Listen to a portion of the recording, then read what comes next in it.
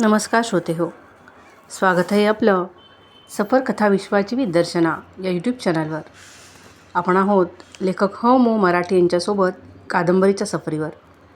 मागील भागात आपण पाहिलं, हनुकडे भाई नावाचा मुलगा अभ्यासाला येत होता. त्याची गणपतीची शाळा होती. तो हनूला गणपती म्हणून देणार होता, पण बाबलला नेहमीच्याच समानांकडून गणपती घ्यायचा होता. आता काय ठरवतात ते पाहूयात. पावसाचा जोर वाढला. शाळेच्याच वाटेवर नानाची गणपतीची शाळा होती. तिथे गणपती तयार होऊ लागले. उभे, बसलेले, मुकुट घातलेले, कोणी कोणी नेहरूंसारखी टोपी घातलेले सुद्धा, रथावर बसलेले. शाळेतून येता जाताना मुलं तिथं उभी राहून तयार होणारे गणपती बघत राहू लागली. हळूहळू गणपती रंगवण्याचं काम सुरू झालं. आधी पांढरा रंग सगळ्या मूर्तींना फासण्यात आला. नंतर हळूहळू इतर रंग. उद्या शनिवार असा. तू तुमचं गणपती बघू की मरे हनू. शाळा सुटल्यावर भाई मला म्हणाला. मी त्याच्याकडे गेलो. एका पाणंदीतून नंतर दुसऱ्या पाणंदीतून असं जावं लागलं. घराला लागून लागून लहान लहान घरं होती. भाईचंच त्यातलं त्यात मोठं. ओसरी, पडवी, माझघर, आतली खोली, पाठीमागं पडवी. गेलो तर भाई अभ्यास करीत बसला होता. मला बघताच म्हणाला, आधी अभ्यास करून टाकलं आहे, इलो माझो माका, नाहीतर तू इल्यावर विचारणारच होतं आहे. त्यानं दप्तर आवरून ठेवलं. मला म्हणाला, चल गणपती बघू जाऊया. त्याच्या घराजवळच एका साधा मांगर होता. तिथे त्याचे वडील, त्याचा मोठा भाऊ बाबल गणपतीच्या मूर्ती करीत बसले होते. सगळीकडे गणपतीच्या लहान मोठ्या मूर्ती ठेवलेल्या होत्या. दोघेही हातात लहान लहान हत्यारे घेऊन मूर्तीचं कोरकाम करीत बसले होते. काही मूर्तींना पांढरा रंग फासून ठेवला होता. पाऊस पडता हा मा जोरात, मूर्तीवाळा केळ लागता हा, भाई म्हणाला. आणि त्यानं आपल्या वडिलांना म्हटलं, हानू इलो हा त्याचो गणपती बघू. तो काय पाटार दाखय मारित एका. भाईचे वडील पलीकडच्या एका मूर्तीकडे बोट दाखवत म्हणाले. आम्ही आमच्या गणपतीकडे आलो. जवळ बसलो, बघू लागलो. भाई म्हणाला, बसलेलोच केलो हां. तुमका लहान गणपतीच लागतो मा. मीच रंगवलं आहे तुझं गणपती. मुकटो पिवळो का तांबडो करू. तांबडोच करू मारे. मी गणपतीचा मुकुट तांबड्या रंगाने रंगवायची सूचना त्याला देत म्हणालो. मुकटो तांबडोच बरा दिसता आणि शेलो तो जांभळो ठेवते. चलात, बाकी काय रंगवाचं नाही तुमच्या गणपतीक, भाई म्हणाला. मुकुट, हातातले दागिने सोन्याच्या रंगाचे, जाणया पांढरा. सगळ्या गणपतीचे मुकुट दागिने सोन्याच्या रंगाचेच असतात भाई, आणि जाणया पांढऱ्या रंगाचा. हनूच्या गळ्यातला जाणया बघ, बरा पांढरा धोप असा का नाही ता, भाईचे वडील म्हणाले. असा मरे, भाईच्या भावानं विचारलं. ह्या बरा दाखव. मी गळ्यातलं जाणवं शर्टाच्या बाहेर काढल्यासारखं करीत म्हणालो. नको नको असतला, भाईचे वडील म्हणाले. भाईनं हातात गणपतीचं कोरकाम करण्याची एक लहानशी पातळ पट्टी घेतली आणि तो मूर्तीवर कोरकाम करू लागला. कान, नाक, सोंड, हात, दागिने साफसूफ करू लागला. त्यांना नीट आकार देऊ लागला. वडील ते बघून म्हणाले, अभ्यास बरो चाललो हा मा भाईचो. बरो चाललो हा, मी म्हणालो. आणि भाई गणपतीचं कोरकाम करीत होता ते बघू लागलो. पास होयत मा.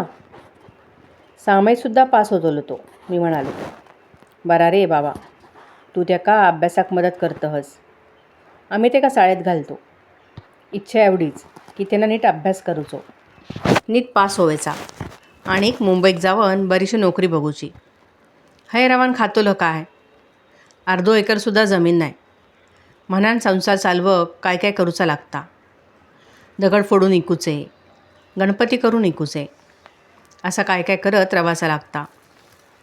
वाडवडिलांनी बांधलेले एक घर असा म्हणून बरा, नाहीतर आम्ही काय केलं असता. म्हणून माका लई वाटता की भाईनं तरी चांगलो अभ्यास करूचो आणि मुंबईत जावन नोकरी धरूची. ते थांबले. थोडं कोरकाम करून म्हणाले, पण त्यांना अभ्यास तेवढं नीट करू खोयो. करता हा मी म्हणालो आणि भाई करत असलेलं कोरकाम बघू लागलो. मग म्हणालो, वर्गात उत्तरा देता, धडे वाचता, आता त्याचो ते का अभ्यास करूक येता, का अडला तर मी सांगतंय.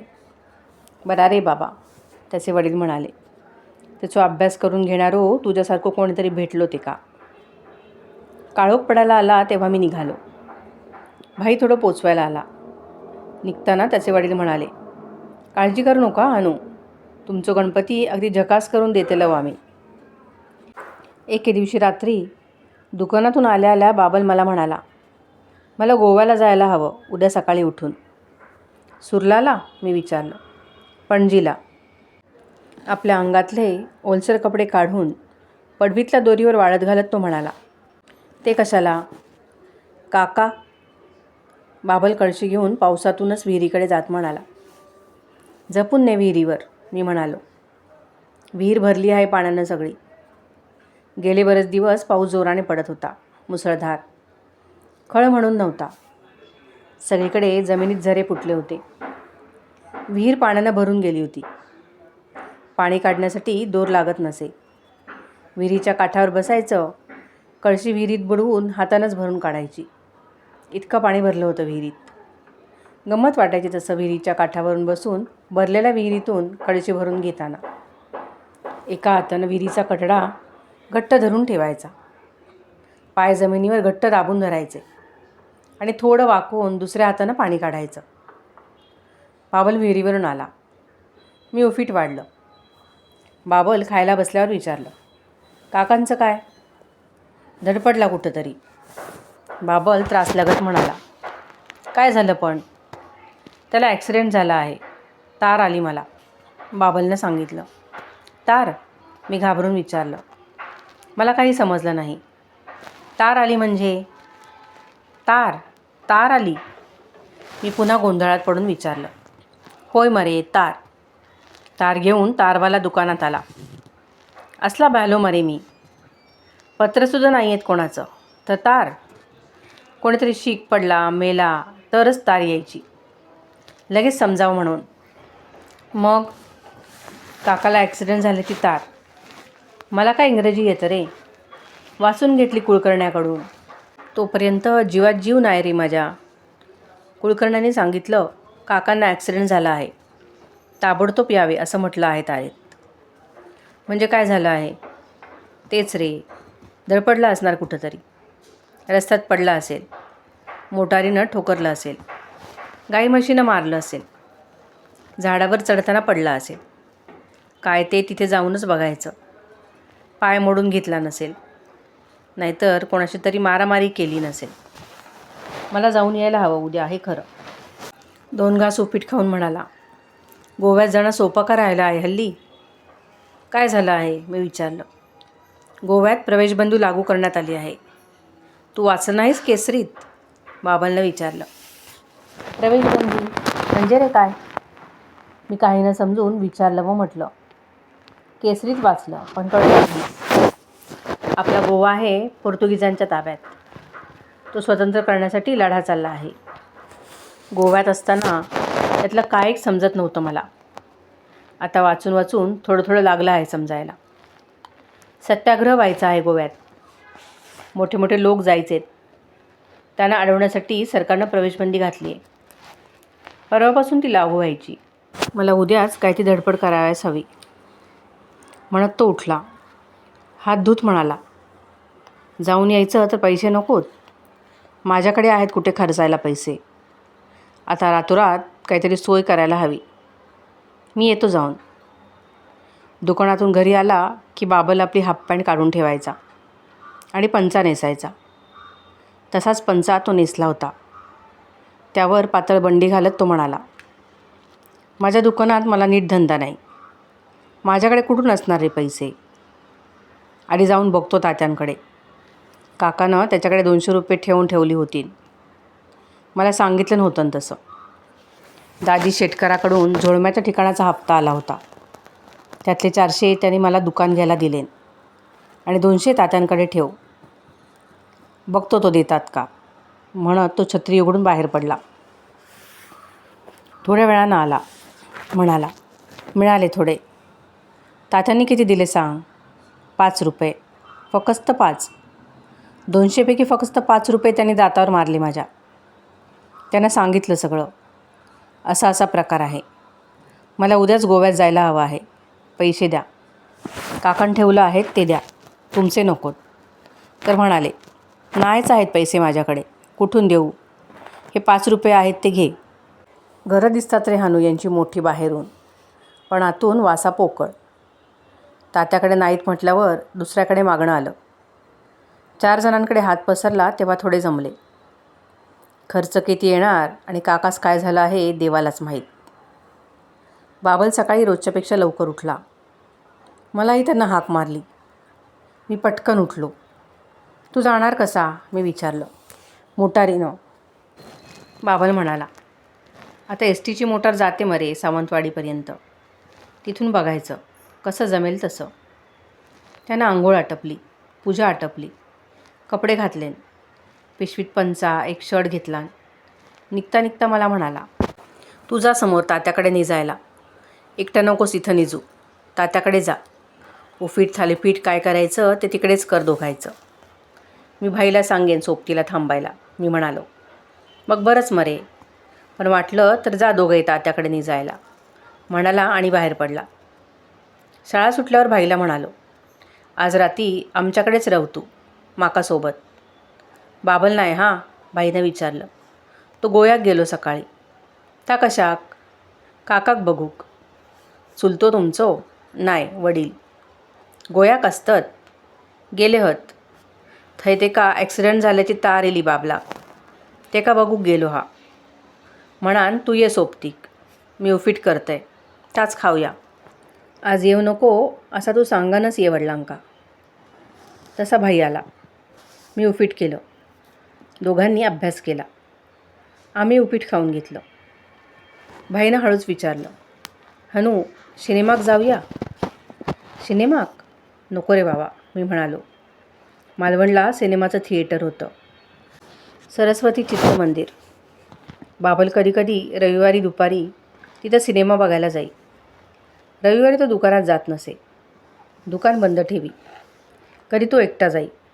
कधी रामू काकतकर, वसंत गाडगीळ यांच्याबरोबर असे. मी आणि मधूनं पण 1-2दा जाऊन सिनेमा बघितला होता. शिवाजीचा, ऐतिहासिक, एखादा पौराणिक कटोत्कचाचा. नवा सिनेमा लागला की हातानं ढकलायच्या गाडीवरून सिनेमातले चित्र मोठी मोठी करून बोर्डावर लावून एकजण देऊळवाड्यात यायचा. ओरडच सांगायचा, सरस्वती चित्रमंदिर, भरड, मालवण येथे उद्यापासून भव्य पौराणिक चित्रपट, वीर घटोत्कच, भव्य ऐतिहासिक चित्रपट, नरवीर तानाजी, शृंगारिक प्रेमपट, बरसात, प्रमुख भूमिका राज कपूर, नर्गिस, कर्णमधुर संगीताची बरसात. मुक्काम फक्त 1 आठवडा. पाहायला विसरू नका. सुवर्णसंधी दवडू नका. रोज 3 खेळ. असं त्याचं ओरडणं ऐकू आलं की आजूबाजूची मुलं माणसं त्याच्या गाडीभोवती जमा होत. त्याच्याबरोबरचा माणूस जमलेल्यांना हातातले छापलेले तांबडे पिवळे पातळ कागद वाटी. पुढं जाई. गाडी ढकलणारा गाडी ढकलीत ढकलीत ओरडत राही. शृंगारिक प्रेमपट, बरसात, प्रमुख भूमिका राज कपूर, नर्गिस. हा आवाज ऐकला, बोर्डावरची चित्र बघितली की सिनेमा बघायची इच्छा होई. पण जायचं नाही. जायचं ते ऐतिहासिक नाहीतर पौराणिक सिनेमा बघायला.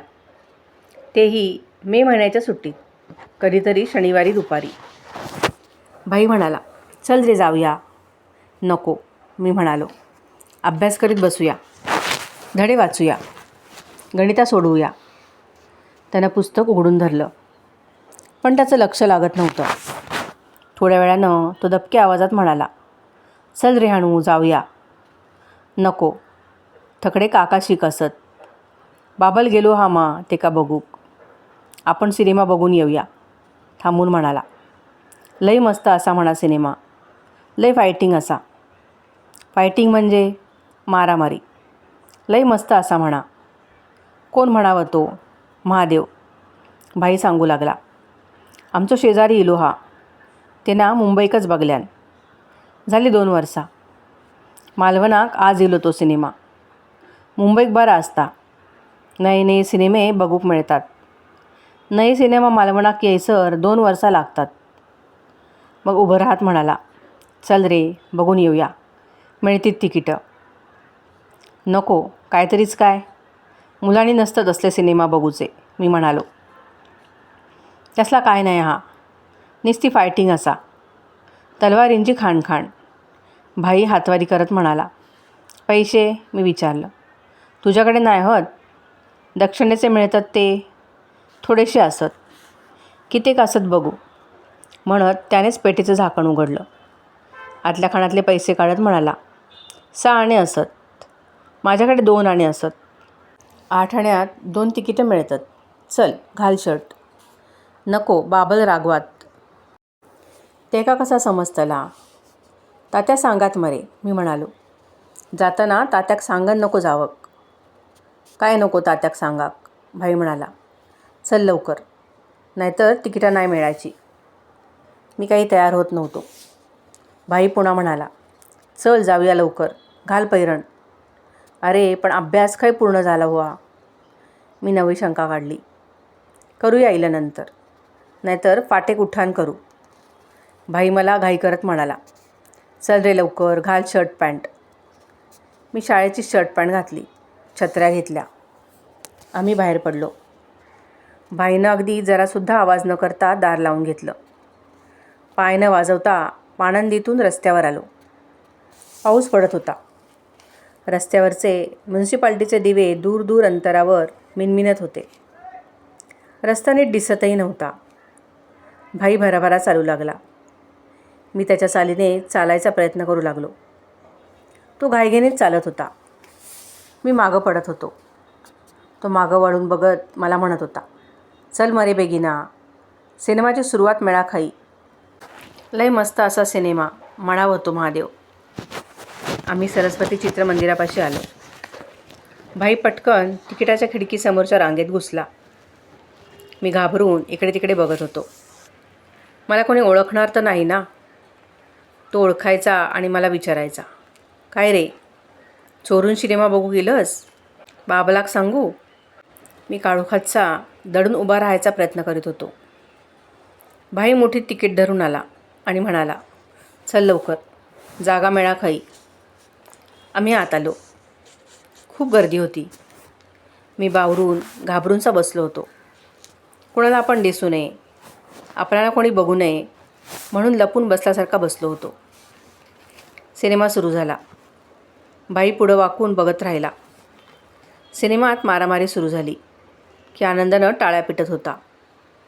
इतरही तशाच टाळ्या वाजवीत होते, शिट्ट्या मारत होते. सिनेमा संपला. आम्ही घरी यायला निघालो. रस्त्यावर अगदी शुकशुकाट होता. पाऊस पडतच होता. उघडलेल्या छत्र्यांवर पावसाच्या धारा टपाटप वाजत होत्या. दिव्यांचा उजेड अधिकच मंद वाटत होता. मला भय वाटल्यासारखं वाटत होतं. कसं तरीच वाटत होतं. बाबाला न सांगता सिनेमा बघायला आलो आपण. तिकडे काकांना काय झालं असेल, पाय मोडला असेल, मोटारीने ठोकरलं असेल. त्यांना बघायला बाबल गेला आणि आपण भाईबरोबर सिनेमा बघायला. आम्ही घरी आलो. झोपेपर्यंत भाई सिनेमाविषयीच बोलत होता. त्या सिनेमातच तो बुडाला होता. म्हणत होता, काय फायटिंग होती, तलवारी रे तलवार आदळली की कसो आवाज येत होतो, खाण खाण खाण खाण. हकडसून ह्यानी तलवार फिरायल्यान, दुसऱ्यान तकडसून. एकमेकावर आदळलो की खण खण खण आवाज. काय जोरात करीत होते फायटिंग. महादेवाक सांगतले उद्या, मी बघून इलय सिनेमा म्हणाल. तो झोपला. मी मनोजेव मारुतुल्य वेगम म्हणू लागलो. देवाला सांगू लागलो. बाबलला समजता नाही आहे. काकांना गोव्यात तिकडे शिकपण आले आहे. मी इकडे सिनेमा बघायला गेलो. चुकलंच. भाईला सांगायला हवं होतं ठामपणे नको जायला, पण गेलो. चुकलं देवा माझं. देवा क्षमा करशील ना? करील. देव नक्की क्षमा करील. गोष्टीच्या पुस्तकातल्या मुलांच्या हातून चुका होतात. देव त्यांना क्षमा करतो. मलाही करील. मी श्रीराम जयरामाचा जप करू लागलो. मला झोप लागली. 2 दिवसांनी बाबल आला. एकटाच आलेला दिसला म्हणून विचारलं, काका? नाही आला. बाबल चिडलेल्या स्वरात म्हणाला, काका काय सरळ माणूस आहे? मी अधिक काही विचारलं नाही. त्याच्याकडे बघत राहिलो. कपडे काढता काढता तोच सांगू लागला, कसाबसा पोचलो रे म्हापशास मी. पोटात धाकधूक. काकास काय झालं आहे ती काळजी.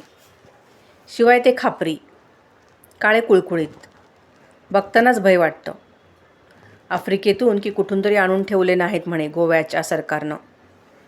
राक्षसासारखे दिसतात मारे. सुरलाच दिसत नसत. हालीच आणलेत म्हणे सरकारने. मारायचे सुद्धा बंदुकीनं. त्यातच प्रवेशबंदी. काय होईल आणि काय नाही. जीवात धाकधूक. पोचलो कसाबसा म्हापशास. शोधून काढलं काकास. काय झालं होतं त्यांना? ॲक्सिडेंट म्हणजे? काय नाही रे, मोटारीत चढताना पडला. लागलं थोडं, मुका मार. झाला लगेच बरा. थांबायला तरी कोणाला सवड होती. परिस्थिती ती अशी. भय वाटत होतं. सत्याग्रही समजून खापरी मलाच पकडून तुरुंगात टाकायचे, नाहीतर गोळी तरी मारायचे. कोणास काय समजलं सुद्धा नसतं. तुला तरी काय समजलं असतं? तू इकडे एकटा. लवकर बाहेर पडायला हवं होतं मरे गोव्यातून. तेच काकाला घेऊन. छे, काय विचारू नकोस काय काय करावं लागलं ते. शेवटी काकास घेऊन पडलो बाबा एकदाचा गोव्याच्या हद्दीबाहेर. बांद्याला पोचलो. तेव्हा कुठं थोडा जीवात जीवाला. तो कळशी घेऊन पाय धुवायला म्हणून विहिरीकडे गेला. संध्याकाळ झालीच होती. मी शाळेतून आलो होतो. भाई अभ्यासाला यायचा होता.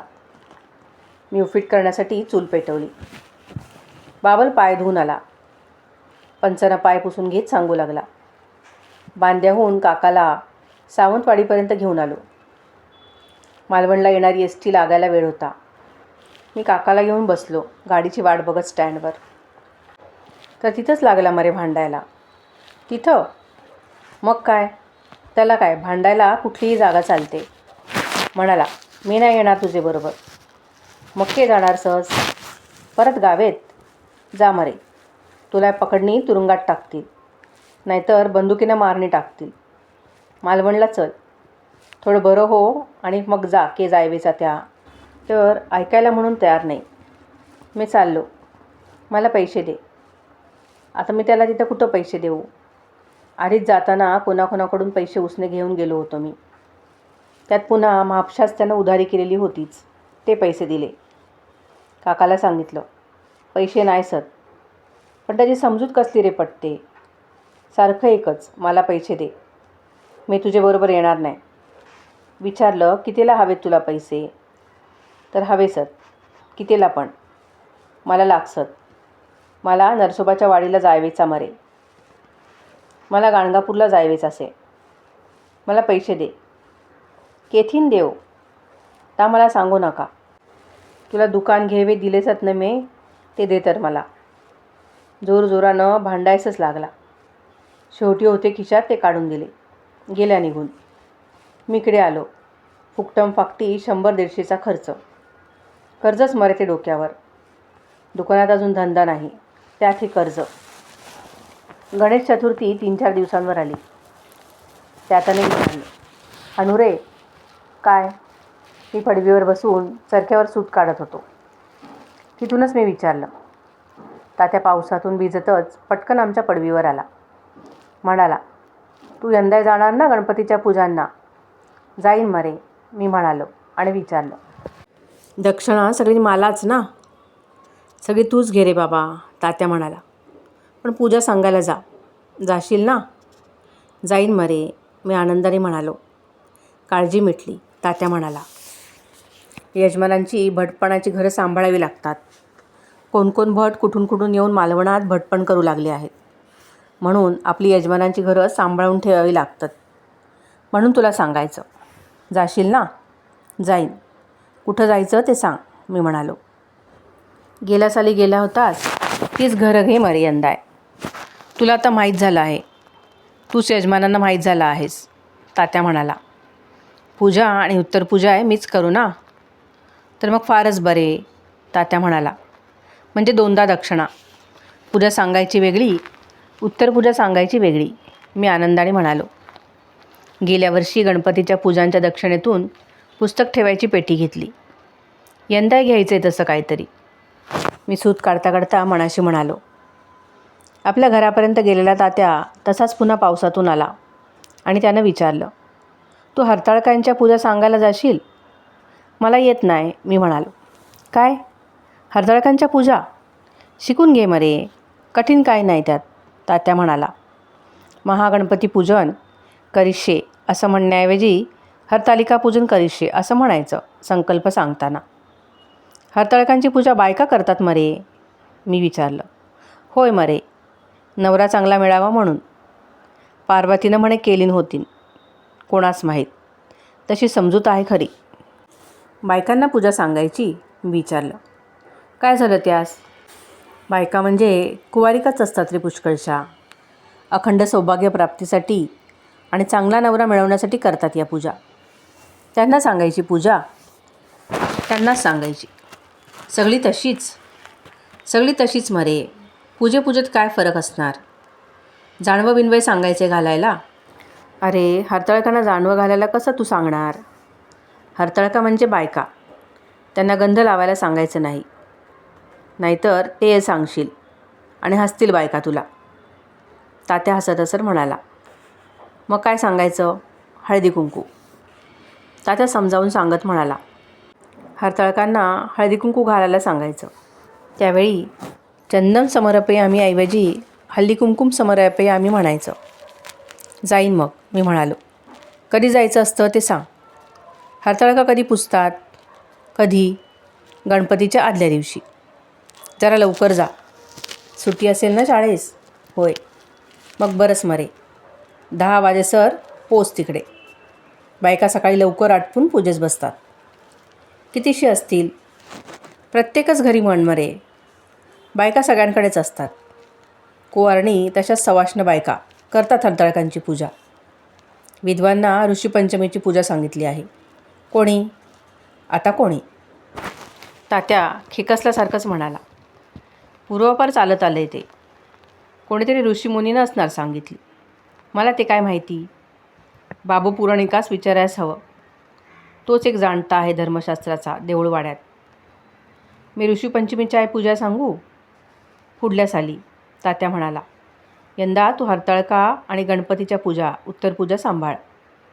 पूजा सांगताना पहिल्याच दिवशी विचारून घ्यायचं यजमानास, उत्तर पूजा कधी ते? गणपती 1.5 दिवसाचा की 5 ते? हरताळकांच्या पूजा, गणपती स्थापनेच्या पूजा, गणपती विसर्जनाच्या पूजा, म्हणजे 3 पूजा झाल्या. 3हीची दक्षिणा मलाच ना, मी विचारलं. तुलाच रे बाबा, तुलाच, तात्या म्हणाला. पण जा मात्र. मी करणंच रे आठवण, पण तूही विसरायचं नाही. घरं चुकवायची नाहीत. आमच्याकडे भट इलोच नाही तात्यांनो गणपतीची पूजा सांगू. दुसरं भट आणूचं लागलो, असं कोणी सांगता नाही मला. नाही, मी म्हणालो. हरताळकांच्या पूजा सांगायला जाणार आहेस मरे हाणू तू? उठ तर. हरताळकांच्या दिवशी सकाळी रोजच्या पूजेला बसताना बाबांना हाक मारून सांगितलं. जाणार आहे मरे, मी झोपलेल्या चटईवरून उठत म्हणालो. मग आटप लवकर निघ. तू गेलास म्हणून लगेच बायका पूजेला बसतील असं नाही. त्याची तयारी होईसर कितीतरी वेळ बसावं लागेल. तू पूजा सांगून आल्यावरच जेवशील ना? मी दुपारी येऊन जेवून जाईन. संध्याकाळी भाईकडून गणपती आणून ठेव. जमलं तर दुर्वा आणून ठेव. थोड्या तांबड्या जास्वंदीच्या कळ्या. दुकानात काय काम नाहीच आहे. एक शर्ट आला आहे शिवायला. चतुर्थीला लोक नवे कपडे शिवून घेतात रे, पण माझ्याकडे काम नाही. खात्री वाटत नाही लोकांना अजून. नाही ना असा टेलर. बिघडवून ठेवल्यान कपडो तर. उठलास का तू? जा तर आंघोळीला. मी पूजा आटोपली की जाईन. असं म्हणून बाबांना केशवाय नमः म्हणून आचमन केलं. ते मला समजलं.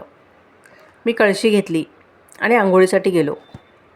आंघोळ करून येताना तात्यांना हाक मारून विचारलं. जातो आहेस ना तू? हरताळकांच्या पूजा सांगायला ना? जातोय मरे. जा तर लवकर. हा काय, शर्ट पॅन्ट चढवली की चाललोच, मी म्हणालो आणि विचारलं. पिशवी बिशवी घेऊन जाय हवं. काय शिधा वाणबीन देतात का बायका? ने बापडी एखादी घरात असली तर, तात्या म्हणाला. पण हवीच असं नाही. हाताळकांच्या पूजेस काय वाणबीण नसतं. ते वडाच्या पूजांच्या वेळी आणि सुकटांच्या पूजांच्या वेळी, त्यावेळी लागतात एकाच 2 पिशव्या. बायका वाण देतात. त्यावेळी सांगेन पिशव्या न्यायला. त्या पूजा सांगायलाही मी जायचं? मी उत्सुकतेने विचारलं. जा मारे, कोणीतरी भट जावाच लागतो, तात्या म्हणाला आणि निघून गेला. मी घरात आलो. शर्ट-चड्डी चढवली, छत्री घेतली, दार ओढून घेतलं, बाहेर पडलो. पूजांच्या घरापाशी पोचेपर्यंत चांगलं भिजून जायला झालं होतं. एका घराच्या खड्यात जाऊन उभा राहिलो. पडवीवर एक मुलगा होता. त्याला बघून पुढं झालो. पायरीवर उभा राहिलो. उघडून धरलेल्या छत्रीवर पावळ्या जोरानं गळत होत्या. गुडुम गुडुम असा तबल्याचा यावा तसा आवाज छत्रीतून निघत होता. मुलाचं माझ्याकडे लक्ष गेलं. त्यानं विचारलं, कोण? भट, मी म्हणालो. हाताळकांचो पूजा असत माका नाही माहिती, तो म्हणाला आणि त्याने मोठ्यानं हाक मारली. आये, भट इलो हा. हाताळकांचो पूजा असत का विचारता हा? असत असत, आतून एका बाईनं म्हटलेलं मला ऐकू आलं. ये तर बाहेर, मुलानं म्हटलं. मी पावळ्याखाली तसाच पायरीवर उभा. एक बाई बाहेर आली. मला म्हणाली, तुम्ही भटजी, पूजा सांगू? होय, तात्यानं धाडलं हा, मी सांगितलं. तात्या भटांमा? मगे बरोबर, बाई म्हणाली. अशात पडवेवर येवा. बसा इस्टुलार. झालीच हा तयारी. मग मी मुलाला म्हणालो, जा रे सांगानिये सगळ्यांका, आमच्याकडे भट इलो हा म्हणाचा. पूजा करू खकडेच येवा. काकेक सांगानिये, मावशेक सांगानिये, कमळेक सांगानिये, मंजुळा, शेवंता, जा सगळ्यांका सांगानिये. अशा पावसातून? मुलानं विचारलं. काय कोंब फुटाचं नाही थोडं भिजलंस तर, ती करवंदल्यागत त्याला म्हणाली. तो पावसातूनच पळाला. मी पडवीवर आलो. छत्री मिटून उलटी ठेवली खांबाला टेकून. स्टुलावर बसलो. बसा हा थोडं येळ, येतीलच सगळे, बाईनं मला म्हटलं आणि ती आत गेली. मी स्टुलावर बसलो. पाऊस जोरात पडत होता. त्यातच वाराही होता. पावसाळ्याच्या पाण्याचे तुषार वाऱ्याबरोबर आत येत होते. अंगावर उडत होते. थोडी शिरशिरी येत होती. तुषार म्हणजे पाण्याचे बारीक बारीक थेंब. मराठीच्या पुस्तकात शब्दांचा अर्थ दिलेला होता. झऱ्याच्या काठी बसलं की खळखळत वाहणाऱ्या पाण्याचे बारीक बारीक थेंब आसपास पडतात. त्याचं वर्णन कवीनं केलं होतं. त्या थेंबांना त्याने तुषार म्हटलं होतं. अर्थ बरोबर लक्षात होता माझ्या. पावसाच्या पावळ्या घराच्या नळ्यांवरून खाली उडी घेत होत्या. त्यांना वारा हेलकावा देत होता. त्यामुळे तुषार उडत होते. माझ्या अंगावर उडत होते. निबंधात लिहायला हवं, बाईंना आवडेल. छान लिहिलं आहेस मराठी तू, असं म्हणतील. बसल्या बसल्या तुषार अंगावर उडत होते आणि मला पुस्तकातल्या कविता आठवत होत्या, धडे आठवत होते. त्यातली वर्णनं आठवत होती, शब्द आठवत होते, शब्दांचे अर्थ आठवत होते. मी पूजा आठवायचा प्रयत्न करीत होतो. हरताळकांना जानवं घालायला सांगायचं नाही. गंधाऐवजी हळदी कुंकू घालायला सांगायचं. हल्दी कुंकुम समर्पयामी असं म्हणायचं. असं पूजेचं प्रयत्नपूर्वक आठवत होतो. पण सहज मनातून आठवत होत्या त्या पुस्तकातल्या कविता. पावसाच्या धारांकडे बघत तसा बसलेला असताना मला कविताच आठवत होत्या. बराच वेळ झाला. मी स्टुलावर बसूनच होतो. पूजा सांगायला आलो होतो, ते विसरूनच गेलो होतो. त्याची आठवण झाली. मोठ्यानं बाईला हाक मारली. गे मावशे, पूजो करूचो हत मा? झालाच भटजीनू, झालाच, लुगडो नेसत आहे, बाई घरातूनच म्हणाली. लगेचच मोठ्यानं म्हणाली, गो कमळ्यो, तू या नया परक्या पुलक्या घाल मगो, पूजेक बसायचो येळ झालो. भटजी तरी किती वेळ बसान रावतील? लगेच मुलाला हाक मारून म्हणाली, तूही जा रे, कोण कोण येता हा पूजेक ता बघून ये. येणारी असा तिका म्हणायचा, चला बैगिना, भटजींका उशीर होता हा, ते काय जाऊचं असतला 10 घरात. थोड्याच वेळात नवं लुगडं नेसून हातात पूजेच्या साहित्याचं ताट घेऊन बाई बाहेर आली. पाठोपाठ तिची मुलगी, नवं परकर पोलकं घातलेली.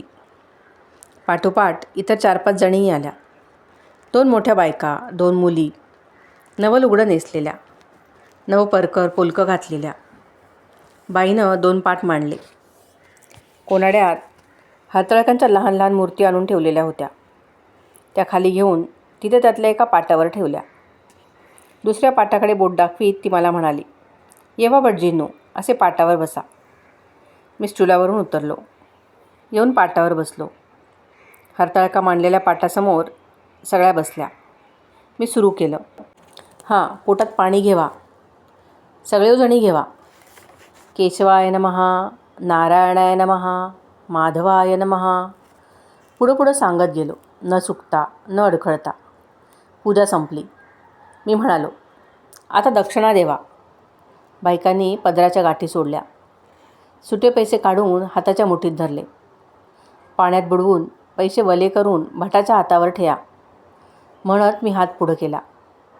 बायकांनी पाण्यात भिजवून पैसे माझ्या हातावर ठेवले. मी म्हणालो, "दक्षिणा पांतु बहुधेयचास्तु." पूजा करून बायका उठल्या. "भटजीनो, गारणा नाही घातलास?" मालकिणीने विचारलं. "घालूया मगे," मी म्हणालो. तेवढ्यात दुसरी बाई आली. "अगो, गारणा गो कसला? तुझी कमळी 15 वर्षाची झाली. तिला औंदा लगीन ठरा दे. चांगलो मुंबईकर चाकरमानी नवरो मिळदो ह्याचं मा." मी नाही जा करीत कमळी पटकन घरात पळाली. इतर बायका मोठ्यानं हसत राहिल्या. तेवढ्यात एक मुलगा पावसातून भिजत भिजत आला आणि मला म्हणाला, "आईनं बोलवल्यान हा हरताळको पुजूक. चल इलय दाखय माका घर." मी म्हणालो आणि मिटून ठेवलेली छत्री उघडली. हरताळकांच्या पूजा आटपल्या. खिशातले दक्षिणेचे पैसे खुळखुळ वाजवीत घरी आलो. दुपार होऊन गेली होती. संध्याकाळ होण्याआधीच भाईच्या गणपतीच्या शाळेत पोहोचलो. "तुझं गणपती रंगून अगदी तयार असा." मला बघताच भाई म्हणाला. मी आत गेलो. सगळे गणपती रंगून ठेवण्यात आले होते. उभे, बसलेले, टोपी घातलेले, मोठ्या उंदरावर बसलेले, रथातले, तांबडे पिवळे मुकुट नेसलेले, सोन्याच्या रंगाचो मुकुट घातलेले. कोणी कोणी येत होता. आपला गणपती घेऊन जात होता. मिळालेले पैसे भाईचे वडील एका डब्यात टाकत होते. "कसो दिसता हा सांग?" आमच्या गणपतीकडे मला नीट भाईनं विचारलं. "छान दिसता हा," मी म्हणालो आणि गणपतीकडे बघत राहिलो.